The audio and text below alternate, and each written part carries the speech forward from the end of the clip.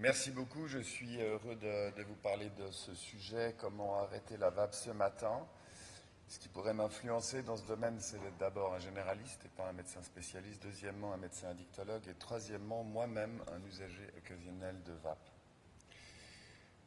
Il y a un autre sujet qui est derrière ce sujet-là, c'est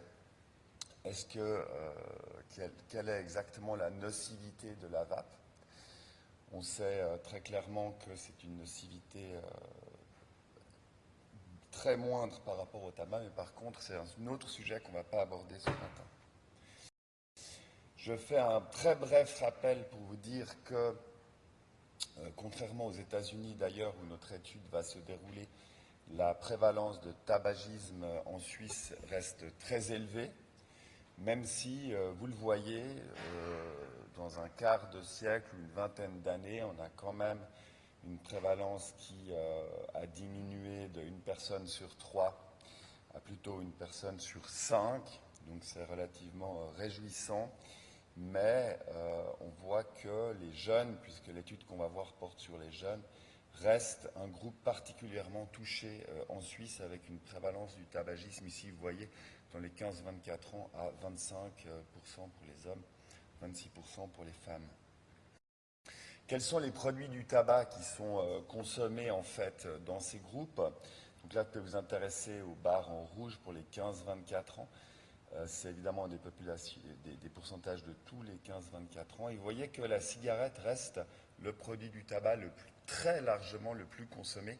Et c'est ça qui, aujourd'hui, à mon avis, reste le plus préoccupant par rapport à savoir si les gens devraient arrêter la vape ou pas, qui, vous le voyez ici, ne concerne que 5,5% des jeunes. Ici, ça c'est des mêmes chiffres, mais dans une enquête plus récente, l'enquête Santé et Lifestyle en 2023. Et vous voyez ici que l'usage quotidien de cigarettes électroniques, là c'est chez toute la population, le 15 ans et plus, c'est 2,1% en quotidien, 4% en mensuel.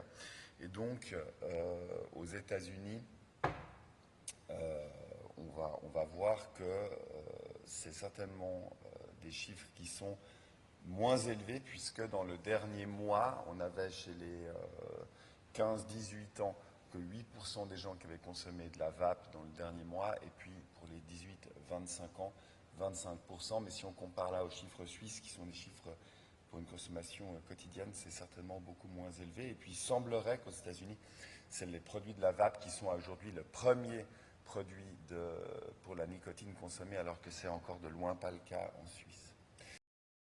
Ça, c'est juste pour vous rappeler très brièvement que si aujourd'hui on va voir si la varénicline peut aider les gens à arrêter de vapoter, une chose qui a été alors très très clairement démontrée dans les 5 dernières années, c'est que la vape est un moyen très efficace pour arrêter le tabac. Vous avez deux études du New England, la première en haut 2019, l'étude de Hayek, puis ensuite l'étude suisse de Reto Auer et les autres centres, dont les HUG, dans le New England l'année passée. Et là, on a trouvé globalement que la vape était 2 fois plus efficace que les substituts nicotiniques pour l'arrêt du tabac, mais au prix d'un certain nombre de personnes qui continuent à vaper. Évidemment, ça c'est ennuyeux si la vape est très nocive, et ça l'est moins si la vape est peu nocive. L'article qu'on m'a demandé de commenter aujourd'hui, c'est celui-là.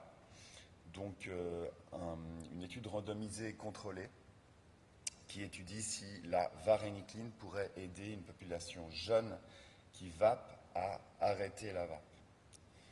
Donc, c'est paru en juin cette année dans le JAMA Online. La question, c'est est-ce que la varénicline, ajoutée à une intervention psychosociale standard, permet d'aider les jeunes à arrêter la vape. Et on a, pour vous dire un petit peu le flowchart, un grand nombre d'individus qui ont été screenés au début, 900 à peu près. Et vous voyez qu'une grande majorité ont été exclus, et ça c'est quand même relativement intéressant. 600 ont été exclus environ, mais je vous rassure, Ces exclusions, elles ont concerné surtout des gens qui utilisaient de façon concomitante le tabac, et ça c'est un facteur d'exclusion parce qu'ils voulaient étudier seulement les gens qui essentiellement vapaient. Donc il fallait pas que les gens utilisent plus que 2 jours par semaine du tabac, et alors du coup il y en a 153 qui ont été exclus à cause de ça, ils fumaient trop régulièrement du tabac. Et puis inversement, il y en a également une centaine qui ont été exclus parce qu'ils ne vapaient pas au moins 5 jours par semaine. Donc ceux-là aussi qui ne vapaient pas assez ont été exclus. Donc ça c'est assez correct, je dirais, au niveau de la méthode de les avoir exclus. Après on en a 144 qui ont été exclus pour d'autres raisons, c'est pas ce que c'est, et puis 108 qui ne sont pas venus à la première visite pour être voilà, inclus. Il restait 300 personnes finalement qui étaient vraiment la population cible de l'étude, dont 261 ont été randomisés, donc ça c'est relativement correct. Ils ont été randomisés au niveau de la méthodologie de façon très propre dans un groupe qui allait recevoir la varenicline, le principe actif donc, et l'intervention psychosociale. Un autre groupe qui allait recevoir le placebo et la même intervention psychosociale. Et un troisième groupe qui recevait en fait pas l'intervention psychosociale, mais comme les 3 autres groupes, une intervention à travers d'une application qui envoyait des messages pour essayer d'arrêter de vaper. Ils ont fait ce troisième groupe pour essayer d'étudier, comme par un effet négatif, si l'intervention psychosociale allait pouvoir démontrer efficace dans cette étude, en comparant au placebo, à la varenicline et au fait que les 3 avaient reçu l'application par message. Le profil des gens inclus, donc c'est des personnes qui ont 21 ans et demi d'âge moyen, à peu près 50-50 de filles et de garçons, un tout petit peu plus de femmes, et puis des gens qui ont vapé 7 jours sur 7 quand même, avec des taux sur une échelle de dépendance à la nicotine à travers la vape qui était élevée. Donc c'est vraiment des gens dépendants à la vape, indépendants, tout à fait clairement. Et puis à part ça, ça matchait très très bien au niveau des différentes caractéristiques entre les groupes, donc la randomisation a été très bien faite. L'outcome primaire, c'était la 4 semaines d'abstinence continue contrôlée biologiquement par la cotinine salivaire à la fin du traitement, soit entre les semaines 9 et 12. Et là, vous voyez qu'on a une efficacité très clairement démontrée de la varenicline. Donc, une personne sur 2 était abstinente à la semaine 12 contre seulement 1 sur 6 pour le placebo. Encore moins pour les gens qui avaient eu le placebo, mais sans l'intervention psychosociale. Ça, c'est des chiffres qui ensuite, à la fin de la 24e semaine, ce qui était l'outcome secondaire, vont diminuer à peu près de moitié pour la varenicline. Vous verrez, on tombe sur un taux d'abstinence à peu près à 25%, 24%. Et puis pour le placebo, diminue de 5 fois avec un taux d'abstinence continue à la 24e semaine, après 6 mois, qui va descendre aux alentours des 4%. Ce qu'on voit ici graphiquement sur un outcome un tout petit peu différent, qui était l'abstinence durant les 7 derniers jours. Vous voyez qu'ici, à la fin du traitement, à 3 mois, on est avec un taux d'abstinence élevé. Puis après, comme souvent en dépendance, quand on arrête l'intervention, ça a tendance à diminuer à 6 mois, mais quand même, on a ici aussi pour les 7 derniers jours abstinents, une efficacité pour la varenicline qui reste bien plus élevée que les groupes contrôle. Il y a eu un commentaire sur cette étude d'une personne d'origine chinoise dans le JAMA, que je ne vais pas détailler beaucoup parce qu'elle ne me paraît pas très pertinente. Ça nous dit en fait que ces personnes étaient consommatrices également de cannabis dans le dernier mois pour 70% d'entre elles et d'alcool dans le dernier mois pour la quasi-totalité d'entre elles, et que beaucoup avaient des comorbidités psychiatriques. Mais en fait, si ça pouvait influencer les résultats, à mon avis, ça les influencerait plutôt dans le sens d'avoir eu un manque d'efficacité Alors le fait que c'était démontré tout à fait efficace, je pense que c'est pas forcément très important de lire ça.